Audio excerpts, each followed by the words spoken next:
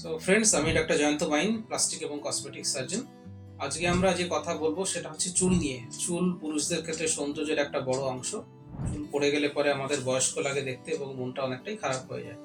তো হেয়ার নিয়ে যখন আমরা কথা বলবো, হেয়ারের দুটো জিনিস জানতে হবে। একটা হচ্ছে চুল পড়ে যাওয়ার ট্রিটমেন্ট। যখন চুল পাতলা হয়ে যাচ্ছে বা পড়ে যাচ্ছে, সেক্ষেত্রে আমরা মেডিকেল থেরাপি দিয়ে থাকি।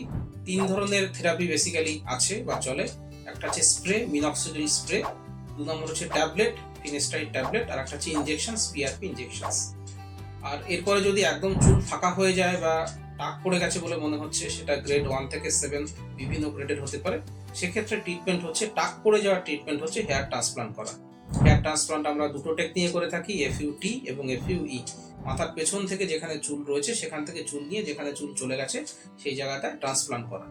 তো হেয়ার ট্রান্সপ্লান্ট বা হেয়ার থেরাপি নিয়ে যদি আপনারা আমাদের সঙ্গে যোগাযোগ করতে চান, কমেন্ট বক্সে এসে কমেন্ট করবেন এবং আমাদের ফোন নম্বরও দেওয়া রয়েছে, সেখানে যোগাযোগ করতে পারেন। ভিডিওটা ভালো লাগলে লাইক করবেন, শেয়ার করবেন, সাবস্ক্রাইব করবেন। ভিডিওটা দেখার জন্য ধন্যবাদ। নমস্কার।